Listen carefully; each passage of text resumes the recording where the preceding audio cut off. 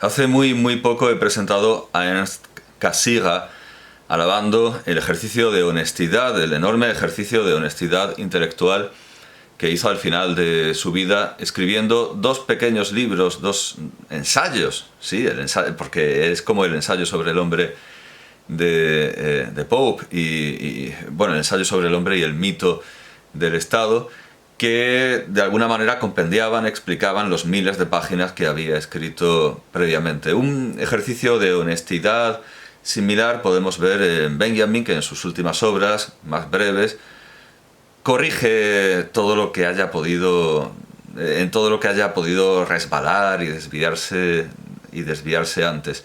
Dije al presentar a Cassirer que alguien que escribe una obra filosófica de miles de páginas o no sabe lo que quiere decir o se repite. Y ponía el ejemplo de Gustavo Bueno, que repite unas 3 veces a lo largo de su obra en distintos libros, o 4 o 5 incluso. Lo del ejemplo de los Biraka, que es una tribu que no existe, que no sé de dónde se inventa. Puse como ejemplo Husserl, Occam, demasiados escritores filosóficos, demasiados autores que llenan demasiadas páginas sin ser fundacionales ni fundamentales, como lo serían Platón, Aristóteles y Kant. Naturalmente muchos filósofos cuya obra se ha perdido también y cuyos sistemas enteros han desaparecido. Podríamos poner, por ejemplo, a Charvaka, que, bueno, como otros tantos filósofos, como otros muchos pensadores, solo conocemos por lo que dicen de él sus enemigos o por las caricaturas y poco más.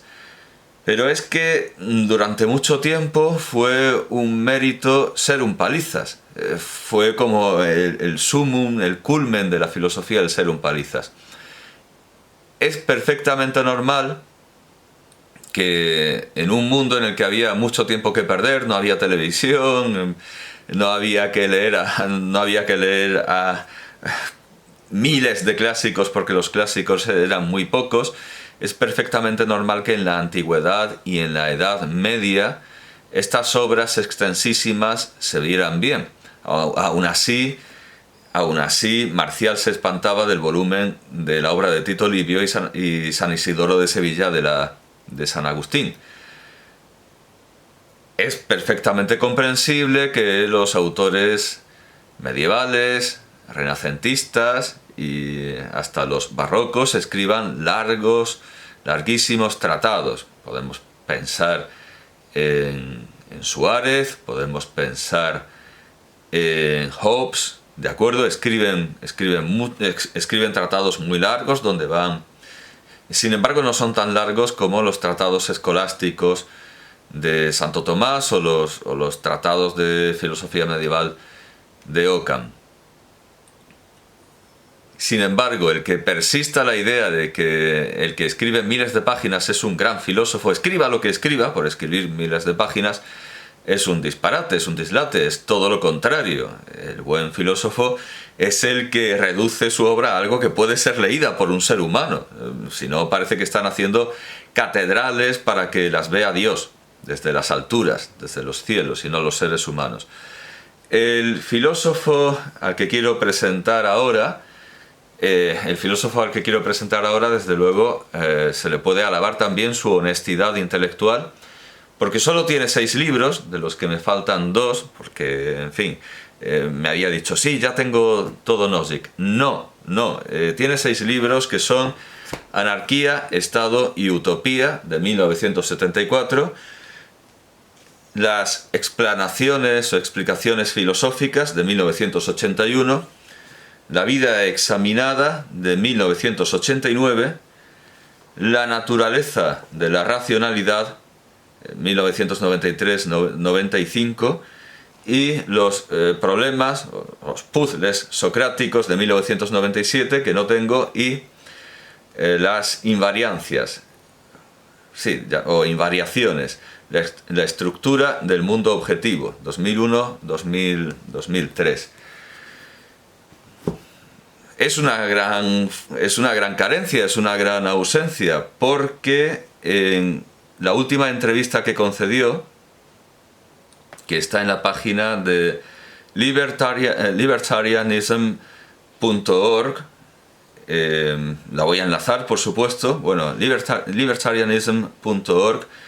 People, Robert Nozick, como gente vinculada al libertarianismo. Ahora entiendo, por cierto, claro, había visto la introducción, había usado esto como repertorio de documentos y de artículos, y me había fijado en que hay dos textos, hay aquí dos textos de Robert Nozick, por eso lo enlazo, no es solo una biografía.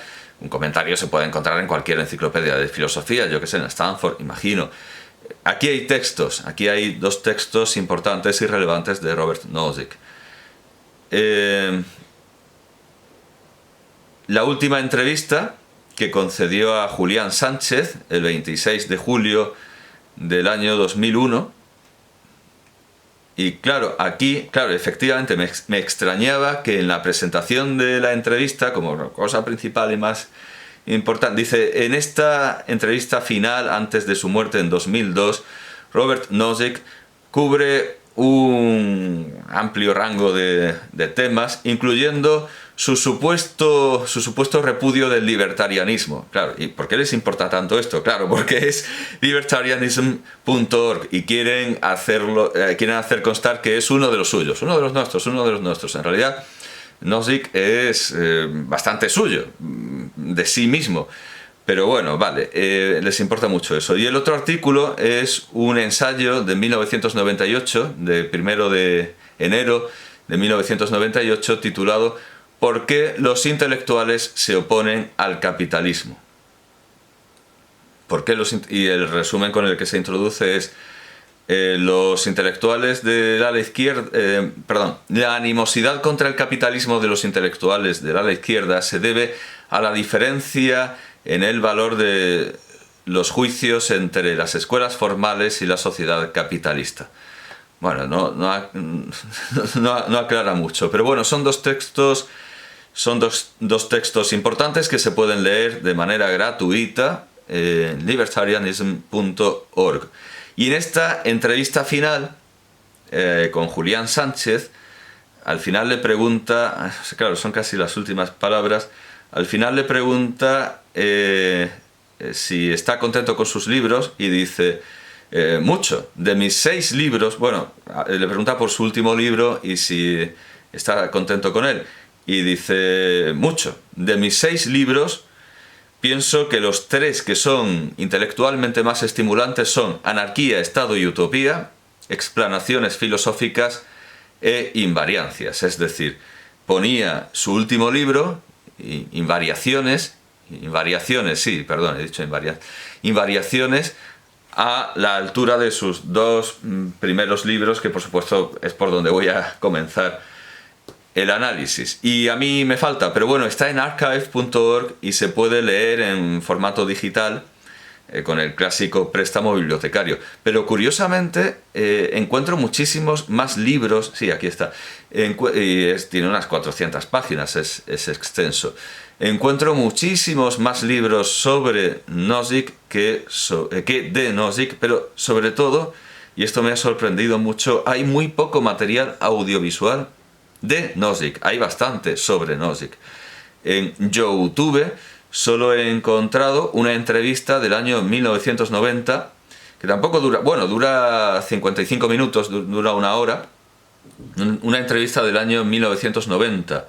Y además está colgada en una página, en una cuenta española, Obiter Dicta, y hay muchos anglosajones, muchos americanos y británicos, supongo que también australianos y neozelandeses, que agradecen a esta página que haya subido una entrevista subtitulada al español, por cierto, una entrevista de 1990 a Nozick, pero no hay mucho más. Se ve que no se prodigaba mucho en entrevistas ni en debates. Él enseñaba en Harvard y bueno, pues esa era su actividad docente, por la que sentía verdadera pasión, como repite en muchos de sus libros. Bien, pues su primer libro, y el más famoso, es Anarquía, Estado y Utopía, Premio Nacional del Libro, y es perfectamente comprensible que sea Premio Nacional del Libro, porque esto es un libro muy norteamericano.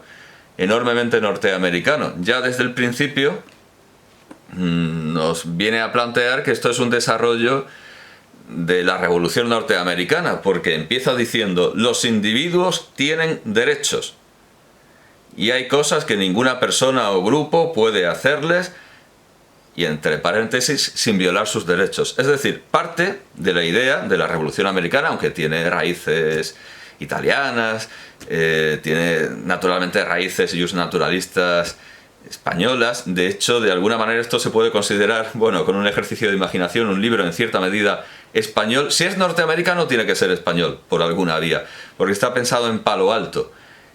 Palo Alto, cuyo centro de estudios, Centro para los Estudios Avanzados en las Ciencias del Comportamiento, cuyo centro considera pues una especie de muestra de anarquía, de experimento de anarquía individualista, porque allí todo el mundo hacía lo que le daba la gana y estudiaba lo que le daba la gana. Bueno, pues Palo Alto podemos considerarlo una expansión del mundo hispano. Pero vamos, sí, es algo plenamente norteamericano, esto de considerar que los hombres tienen derechos, los individuos, claro, porque también debate los derechos de los animales. Los individuos tienen derechos y lo reconoce como una verdad autoevidente, ya desde el principio, sin tener que demostrar nada, como un axioma autoevidente. Así que podemos considerar que este libro es puramente un desarrollo de la Revolución Norteamericana. Además, es un libro en el que asombrosamente pululan imágenes y ejemplos como la pelota de béisbol. Hay comentarios y análisis filosóficos sobre jugadores de baloncesto, como Wilt Chamberlain. Comenta los libros infantiles del Dr. Seuss, o Seuss dicen los norteamericanos, pero es un nombre alemán. Analiza los libros del Dr. Seuss, o habla también del régimen profesional de Toscanini, que también es algo muy norteamericano, se hizo al fin y al cabo muy norteamericano.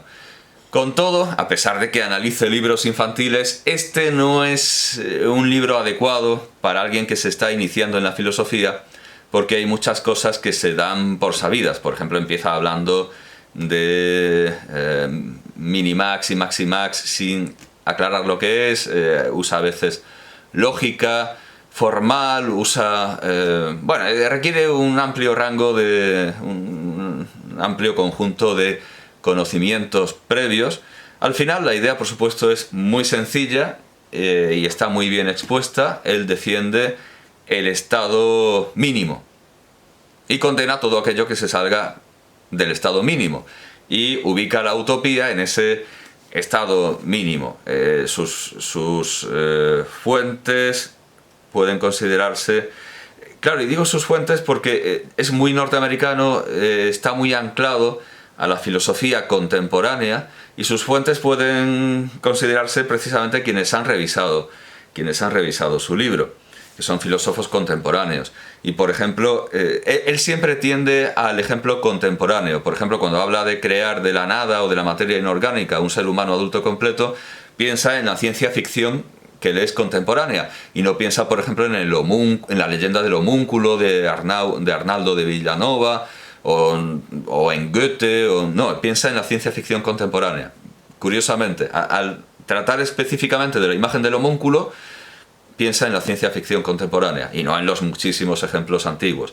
Bueno, pues desde luego puede considerarse que quienes han comentado el manuscrito son de alguna manera sus fuentes, entre ellos Quine, que aparece aquí alabando el libro, un libro brillante e importante, y dice que no solo va a contribuir al desarrollo de la teoría, sino al bien de la sociedad. Es como un libro que es como una fuente pública, un bien social, un bien público. Derek Parfit, Gilbert Harman, John Rawls y Frank Michelman, de todos estos claro, discute su obra. Quizás sea, es un nombre contemporáneo, por supuesto, es un nombre contemporáneo, pero quizá, aunque no haya leído el manuscrito, quizá entre todos estos autores contemporáneos, Hart es muy importante, más que incluso Suárez o Vitoria, para la idea de, incluso que la Constitución y la Carta de Derechos, para esta idea de los derechos inalienables. No cita tampoco aquí a Ayn Rand, que por supuesto es de gran interés también para los libertarios o libertarianos que han publicado esta entrevista en libertarianism.org. Rand, por ejemplo, bueno, con algunas cosas coincide, con otras decididamente las ataca, como esta idea de Rand de que el derecho a la propiedad se puede derivar del derecho a la vida, porque dice Rand, es que para vivir son necesarias muchas cosas, y dice Nozick, no, mujer, no, vamos, es que es algo también bastante claro. Nozick no abunda en eso, pero evidentemente alguien que tenga esclavos puede reconocer el derecho a la vida de sus esclavos y al mismo tiempo no reconocerles el derecho a la propiedad hasta el punto de que considera que ellos son su propiedad. La propiedad eres tú. No se puede... bueno, claro, y como autor importante también, Murray Rothbard, de quien dice... agradece también una larga conversación hace unos 6 años con Murray Rothbard, que estimuló mi interés en la teoría del anarquismo individualista. Y aún mucho antes, las discusiones con Bruce Goldberg me llevaron a tomar las perspectivas libertarias tan en serio como para querer refutarlas.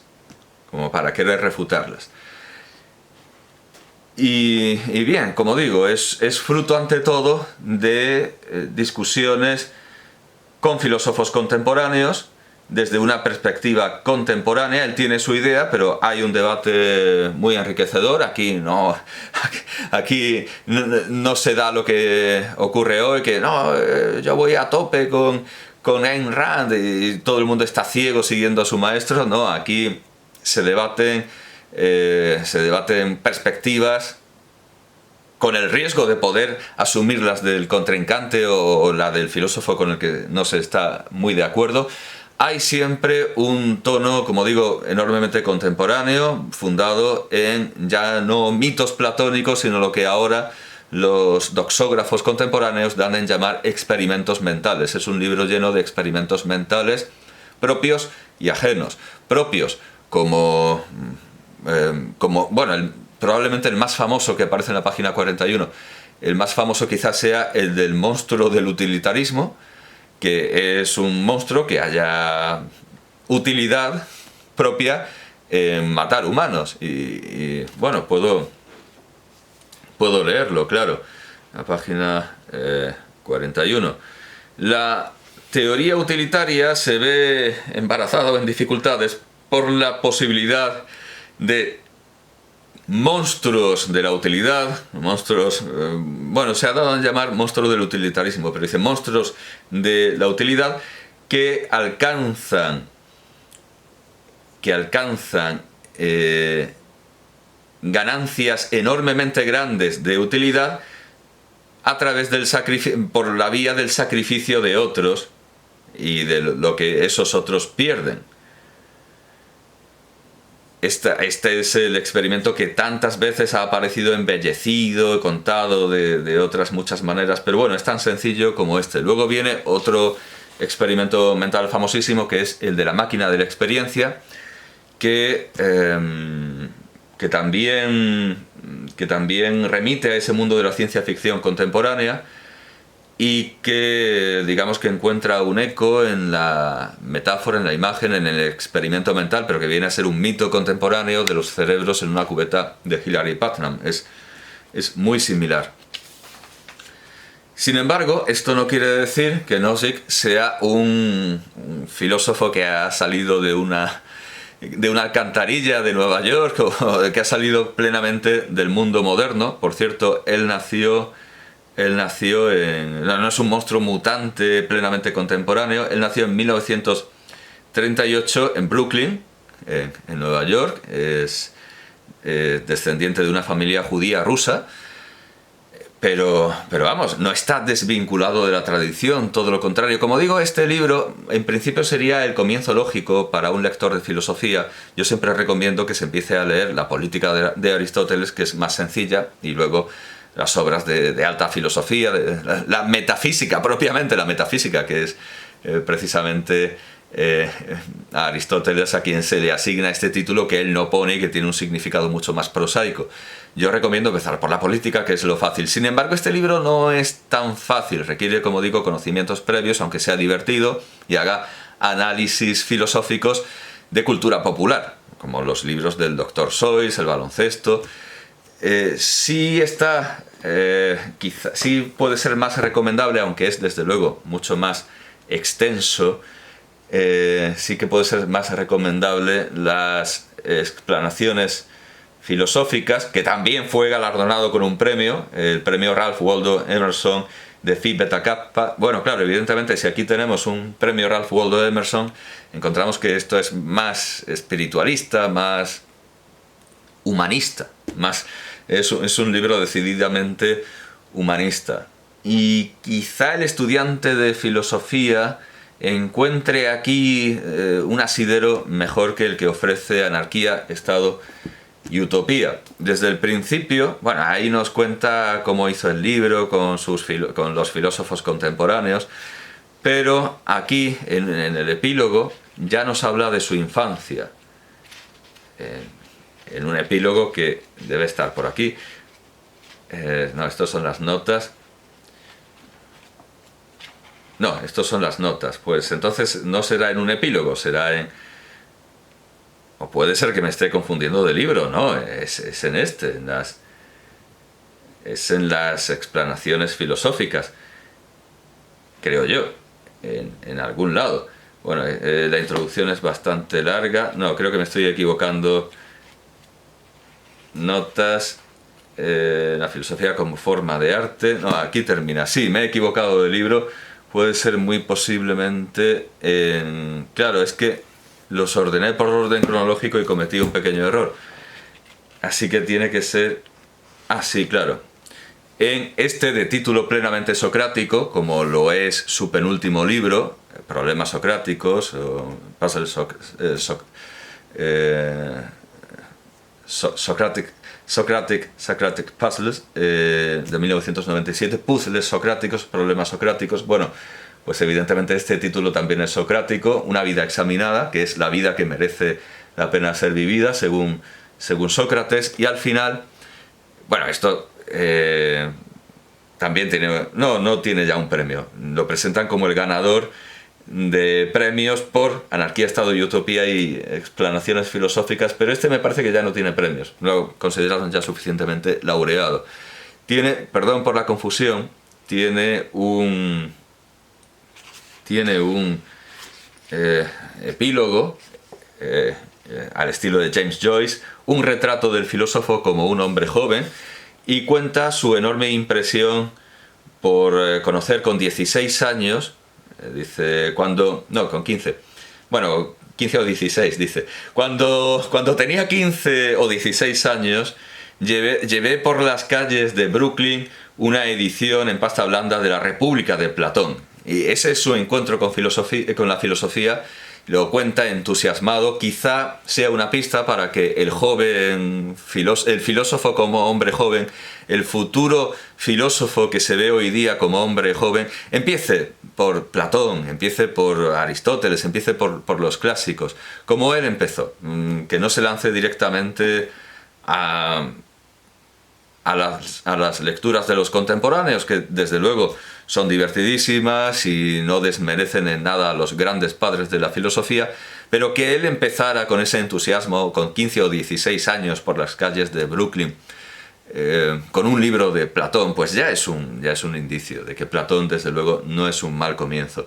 Y en todos estos libros vemos, a pesar de lo que podríamos pensar por ese tono enormemente contemporáneo de anarquía, Estado y utopía, aquí vemos una cadena áurea, vemos el ligamen clarísimo con la gran tradición de la filosofía desde Platón. Y desde luego, como docente, también impulsa a todo el mundo a estudiar filosofía, como Epicuro, que repudió y rechazó el platonismo. Me pareció aquello una estafa, una monserga, pero evidentemente Epicuro no habría podido llegar a filosofar sin esa cadena que él rompió a su manera, pero que desde luego podemos decir que empieza en Platón, y es con Platón con quien Nozick conoce el entusiasmo de filosofar.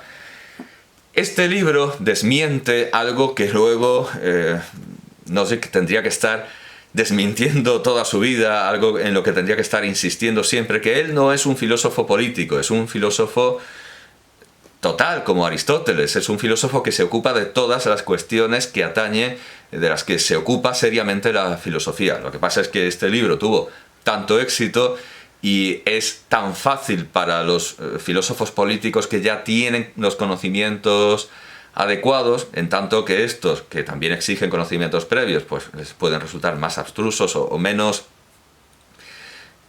inmediatos, con menos resultados tangibles. Bueno, pues quizá estos libros que siguen al libro de filosofía política no son tan leídos ni tan populares. En el prólogo de este libro, ahora sí, espero no equivocarme, en el prólogo de este libro, Nozick, sí, en la introducción,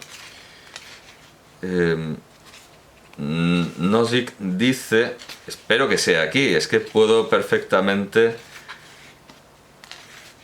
No, creo que también es en... No, esto es muchísimo más... Al final, quizá el libro por el que se puede empezar mejor al estudiar a Nozick es este, que creo que es aquí donde dice igualmente lo que estaba buscando en Una vida examinada. Puede que me esté equivocando. El caso es que él dice... No, es en este. Es en este. Lo que pasa es que debería haber sido un poco inteligente y haber marcado las páginas. Yo también busco un libro ilegible, pensamientos urgentes, pero bueno, en fin, el caso es que él dice que procuraba siempre enseñar cursos distintos. Por eso digo que es una obra breve, porque no se repite. Ahora bien, por supuesto, al final de su vida vuelve a temas que ya había tratado, porque puede ser, desde luego, este libro, puede ser un perfecto ejemplo este libro, donde revisa cuestiones que ya había tratado, porque tampoco hay que tener la vanidad de decir, no, yo ya he escrito sobre eso, yo ya he erigido un monumento más perenne que el bronce.